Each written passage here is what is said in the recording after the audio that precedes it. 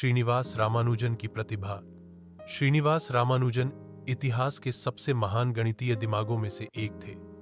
22 दिसंबर 1887 को इरोड, तमिलनाडु, भारत में जन्मे रामानुजन गरीबी में पले बढ़े, लेकिन छोटी उम्र से ही गणित के लिए उल्लेखनीय प्रतिभा का प्रदर्शन किया।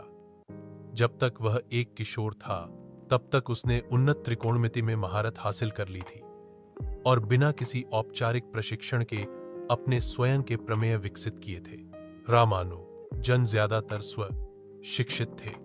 उन्होंने A synopsis of elementary results in pure and applied mathematics नामक एक पुरानी गणित की किताब पाई और अधिकांश छात्रों के स्तर से कहीं आगे की समस्याओं को हल करना शुरू कर दिया, या यहां तक कि प्रोफेसर भी। वित्तीय कठिनाइयों और खराब स्वास्थ्य के बावजूद उन्होंने अथक परिश्रम किया, हजारों सूत्रों और खोजों से नोटबुक भरी। 1913 में रामानुजन ने G.H.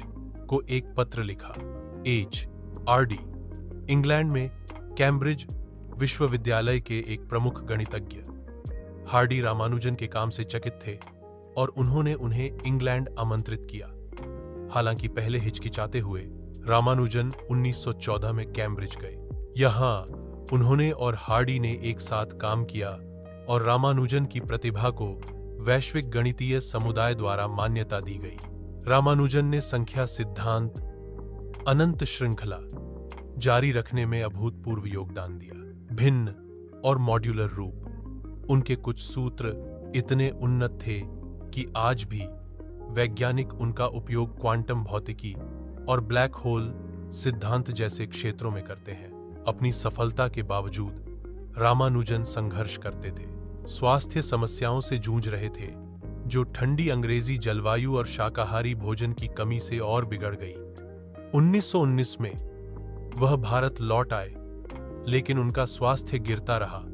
उनकी मृत्यु 26 अप्रैल 1920 को केवल 32 वर्ष की आयु में हुई। वह बूढ़ा है, हालांकि उनका जीवन छोटा था। रामानुजन ने प्रतिभा की विरासत छोड़ी। उनकी नोटबुक, जिसमें 3000 से अधिक सूत्र भरे हुए हैं, आज भी गणितज्ञों द्वारा अध्ययन किए जाते हैं। 2012 में का एक खोया हुआ नोटबुक। यह पाया गया कि इसमें उनके समय से दशकों आगे की खोजें थीं। रामानुजन की कहानी जुनून, दृढ़ता और प्रतिभा की है। उन्होंने एक बार कहा था, मेरे लिए एक समीकरण का कोई अर्थ नहीं है जब तक कि वह व्यक्त न करे ईश्वर के बारे में सोचा।